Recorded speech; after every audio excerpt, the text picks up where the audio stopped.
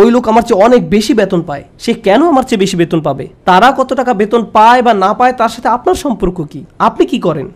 আপনি কি অর্জন করেছেন? আপনার যদি মনে হয় যে আপনার আরও বেশি বেতন পাওয়া উচিত, তাহলে ব্যাপারটা যথাযথ কর্তৃপক্ষকে বলুন। ওয়াসআলুল্লাহ মিন ফাদলিহি, আল্লাহর কাছে তাঁর অনুগ্রহ প্রার্থনা করুন। ইন্নাল্লাহা কানা বিকুল্লি শাইইন আলিমা, নিঃসন্দেহে আল্লাহ তাআলা সর্ববিষয়ে জ্ঞাত। তো আমাদের ক্ষেত্রে যা ঘটে, যখন আমরা এমন কাউকে দেখি যে আমাদের চেয়ে বেশি টাকা উপার্জন করে, আমাদের চেয়ে তার চেহারাটাও বেশি সুন্দর, তার গাড়িটাও উত্তম, তার সাংসারিক জীবনটাও প্রশান্তির, কখনো কখনো ভাই বোনের মাঝেও এই হিংসা দেখা দেয়। যেমন আমি বলতে শুনেছি, আমার বোনের গায়ের রং আমার চেয়ে উজ্জ্বল। হিংসা বিভিন্ন প্রকৃতির হতে পারে। কারো ভালো কিছু থাকার কারণে আপনি তাকে ঈর্ষা করতে পারেন, এবং আপনার নিজের সেটা না থাকার কারণ নিয়ে সারাক্ষণ চিন্তা করতে পারেন। আর এই চিন্তা আপনাকে শেষ করে দিতে পারে। এটা ছোট বড় যে কোনো কিছুর জন্য হতে পারে। এটা বস্তুগত বিষয়, যেমন অর্থকড়ি, ঘরবাড়ির জন্য হতে পারে। আবার অবস্তুগত বিষয়, যেমন বাবার ভালোবাসা, মায়ের ভালোবাসার জন্যও হতে পারে। বাবা কেন তাকে এত ভালোবাসে? আমার প্রতি তো এত মনোযোগ দেয় না। মা সবসময় শুধু আমার দোষ দেখেন, তিনি কখনো ওর দোষ দেখেন না। মাঝে মাঝে পিতামাতার আচরণ ব্যাপারটাকে আরও জটিল করে তোলে, কারণ তারা বারবার বলতে থাকেন, কেন তুমি তোমার ভাইয়ের মতো হতে পারো না?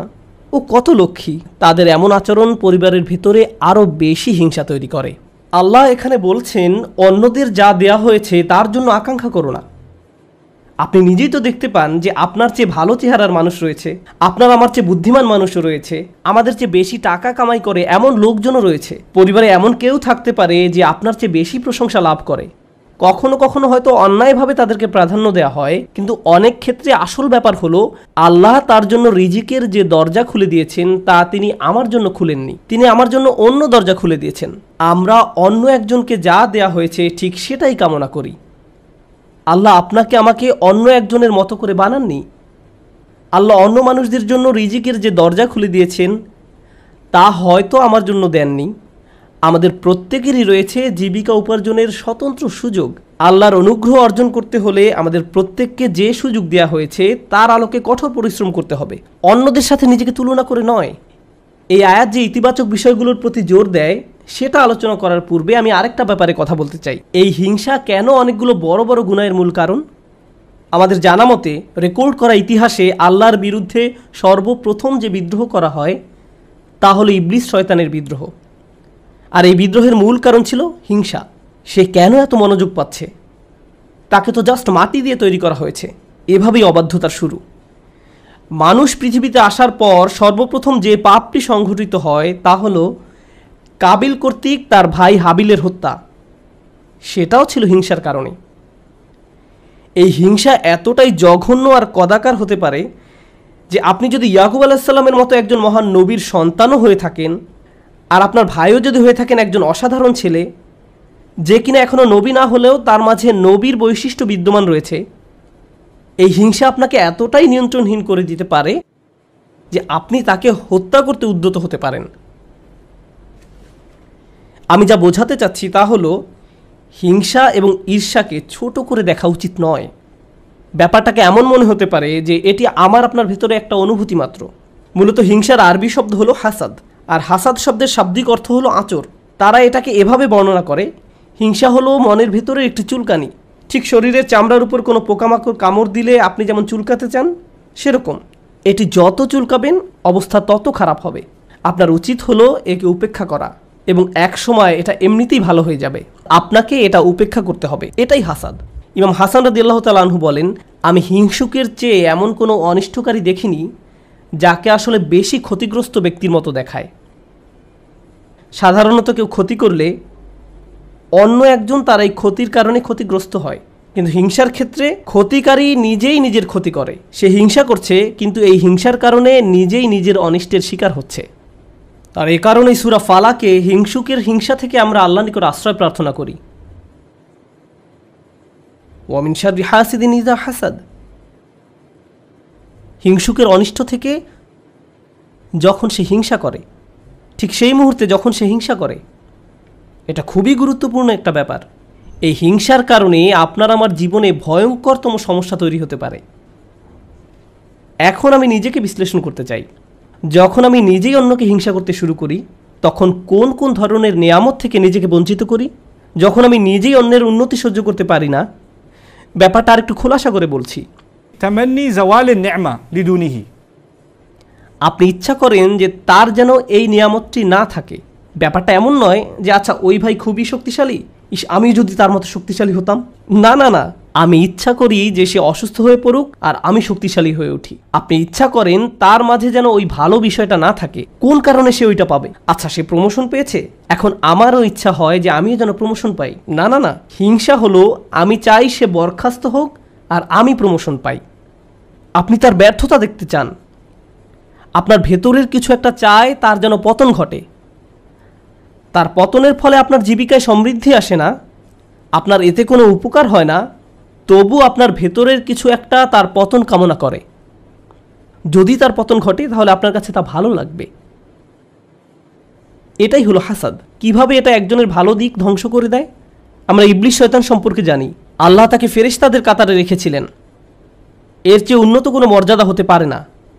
কিন্তু হিংসা তাকে এত উচ্চ পর্যায় থেকে একেবারে নিম্নতম পর্যায়ে নামিয়ে দিয়েছে, আল্লাহর নিকট থেকে বহু দূরে সরিয়ে দিয়েছে। চিন্তা করতে পারেন এত বড় মর্যাদা কেড়ে নেওয়া হলো, এর মূল কারণ ছিল হিংসা। চিন্তা করতে পারেন মূল কারণ হলো নিজেকে অনেক বড় কিছু মনে করা। হিংসার কারণে হত্যার মতো জঘন্য অপরাধ সংঘটিত হলো। আল্লাহ সূরা আরাফে বর্ণনা করেন, কাআন্নামা কাতালান নাসা জামিআ, সে যেন গোটা মানব জাতিকে হত্যা করলো। হিংসার কারণে হত্যার মতো জঘন্য অপরাধ সংঘটিত হলো, আর এই মহাপাপের মূল কারণও ছিল হিংসা। এই সকল উদাহরণের মূল শিক্ষা হলো আমাদের নিজেদেরকে ভালো করে বিশ্লেষণ করে দেখা উচিত আমরা নিজেরা এই রোগে আক্রান্ত কিনা। ভালো করে খতিয়ে দেখা উচিত আমাদের মাঝে এই ঘৃণ্য ব্যাধিটি আছে কিনা। মানুষ শুধু টাকা পয়সা নিয়ে হিংসা করে না, মানুষ প্রায় সব কিছু নিয়ে হিংসা করে। পরিবারের সবার মনোযোগের কেন্দ্রবিন্দু হওয়া, এটা এমনকি ধর্মীয় পরিমণ্ডলেও ঘটতে পারে। ভাই জানেন অমুক শায়েখ, তার ভিডিও মানুষ বেশি দেখে। আপনি তার ফলোয়ারদের সাথে নিজের ফলোয়ারদের তুলনা করছেন কেন? মাহফিলে তাকে কেন প্রধান বক্তা করা হলো, তাকে কেন সবচেয়ে ভালো সময় বক্তব্য দিতে দেয়া হলো? এমন ঘটনা মসজিদেও ঘটতে পারে। ভাই দেখেছেন তারা কত টাকা তুলেছে, আমরা এত টাকা তুলতে পারিনি। আর এই মনোভাব প্রতিযোগিতায় সীমাবদ্ধ থাকে না, হিংসায় পরিণত হয়। কেন তারা আমাদের চেয়ে ভালো করছে? এই হিংসা এমনকি ধর্মীয় পরিমণ্ডলেও আঘাত করতে পারে। মদিনায় আসার পর সাহাবীরা ধারণা করেছিলেন মদিনার ইয়াহুদিরা সবার আগে ইসলাম ধর্ম গ্রহণ করবে। এ সম্পর্কে কোরআনে এসেছে, আফাতাতমাউনা আইয়ুমিনু লাকুম, তোমরা কি আশা করো যে তারা তোমাদের কথা ঈমান আনবে? কারণ তারা আহলে কিতাব, তারা ওহী অবতীর্ণ হওয়া সম্পর্কে অবগত ছিল। তারা রাসূল সাল্লাল্লাহু আলাইহি সাল্লামকে সেভাবে চিনত যেভাবে তারা তাদের ছেলে মেয়েদের চিনতে পারত। এর কারণ ছিল আসলে হিংসা। তারা এই ব্যাপারটা মেনে নিতে পারেনি যে নবী প্রেরণের অনুগ্রহটি বনী ইসরাইলদের কাছ থেকে অন্যদের কাছে চলে যাবে। তারা চাইতো ওহী মুহাম্মদ সাল্লাল্লাহু আলাইহি সাল্লামের কাছে না এসে তাদের কারো কাছে আসুক। জীবনের এমন কোনো দিক নেই যেখানে হিংসার আক্রমণ হওয়ার সম্ভাবনা নেই। এটা আপনার চাকরি জীবনে প্রভাব ফেলতে পারে, ব্যবসায়িক জীবনে প্রভাব ফেলতে পারে, আপনার পারিবারিক জীবন, ব্যক্তিগত জীবন, ধর্মীয় জীবন, সামাজিক জীবন থেকে শুরু করে জীবনের প্রতিটি ক্ষেত্রে এর প্রভাব পড়তে পারে। সম্প্রতি বিশ্বের বিভিন্ন প্রান্তে ভ্রমণ করার অভিজ্ঞতা থেকে আমি এক নতুন ধরনের হিংসা সম্পর্কে অবগত হয়েছি। অনেক বোন এসে আমার কাছে প্রশ্ন করেন, এটা বলার কারণে হয়তো আমি সমস্যায় পড়তে পারি, যাই হোক, কোরআনে কেন পুরুষদের জন্য অমুক অমুক বিধান দেওয়া হয়েছে আর নারীদের জন্য সম্পূর্ণ ভিন্ন বিধান দেওয়া হয়েছে? পুরুষদের কেন বোরকা পরতে হয় না? আমাকে এই প্রশ্ন করা হয়েছিল। ডিভোর্স আইনের ক্ষেত্রে দেখা যায় আইনগুলো কেমন যেন পুরুষের অনুকূলে, মহিলারা জান্নাতে কী পাবে? আমি বলছি না যে এই প্রশ্নগুলোকে উপেক্ষা করতে হবে, কিন্তু এখানে একটা ব্যাপার আমাদের সাবধান থাকতে হবে। আমরা আল্লাহ সুবহানাহু ওয়া তাআলা সম্পর্কে কথা বলছি। তিনি যখন কোনো বিধিবিধান নাজিল করেন, এই বিধানগুলো আমি প্রবর্তন করিনি, আমি শুধু এই বিধানগুলো বোঝার চেষ্টা করেছি এবং শেখানোর চেষ্টা করছি। কিন্তু যিনি এই বিধানগুলো দিয়েছেন তিনি হলেন সবচেয়ে দয়াবান, ভালোবাসাপূর্ণ এবং সবচেয়ে ন্যায় বিচারক। যদি এই বিধান নিয়ে আপনার অন্তরে খুঁতখুঁতে ভাব থাকে এবং মনে মনে ভাবেন যে আমার মনে হচ্ছে এখানে ন্যায্য বিধান দেয়া হয়নি, এটা খুবই মারাত্মক একটি সমস্যা। এমনকি আল্লাহ সম্পর্কে এই মনোভাব যে আমাকে ঠকানো হয়েছে, আমাকে তিনি যা দিয়েছেন সেখানে ঠকিয়েছেন, আমাকে পুরোপুরি বুঝতে হবে কেন তিনি আমাকে এটা করতে বলেছেন। একটা ব্যাপারে বলছি, উদাহরণস্বরূপ কেউ যদি আমাকে জিজ্ঞেস করে কেন আল্লাহ মহিলাদেরকে পর্দা করতে বলেছেন, আমার সৎ জবাব হবে আমি জানি না। আমি নিজে নিজে চিন্তা করে হয়তো এই বিধানের কিছু উপকারী দিক তুলে ধরতে পারবো, কিন্তু এই উপকারী দিকগুলো আল্লাহ অবতীর্ণ করেননি। এই উপকারগুলো আমি চিন্তা করে বুঝতে পারলাম, আর আমার এই সাহস নেই যে আমি বলবো যে অমুক অমুক যুক্তির কারণে হিজাব পড়তে হবে, কারণ এই যুক্তিগুলো আল্লাহ অবতীর্ণ করেননি। অনেক সময় আল্লাহ কোনো বিধান নাজিল করেন কিন্তু তার পেছনের কারণ বর্ণনা করেন না। তিনি বলবেন তুমি নিজে নিজে চিন্তা করে দেখো, লাআল্লাকুম তাতাফাক্কারুন লিয়াদাব্বারু আয়াতিহি, কেন এই বিধানগুলো দেয়া হয়েছে তা তোমরা নিজেরা চিন্তা করে খুঁজে নাও। তবে একটা ব্যাপার আমি নিশ্চিত জানি, যে বিধানই তিনি অবতীর্ণ করেন না কেন তা আমাদের প্রতি তার অপার অনুগ্রহ মাত্র। আল্লাহ এই আয়াতগুলোতে কি বলছেন? উত্তরাধিকার সম্পত্তি বন্টনের বিষয় বর্ণনা করা আয়াতগুলোর পরে এসেছে। ইসলামের সবাই সমান উত্তরাধিকার সম্পত্তি পায় না, নারী এবং পুরুষ সমান সম্পত্তি পায় না। তারা মেয়ে, স্ত্রী, মা যেই হোক না কেন সমান সম্পত্তি পায় না। তাই আল্লাহ কি বলেছেন?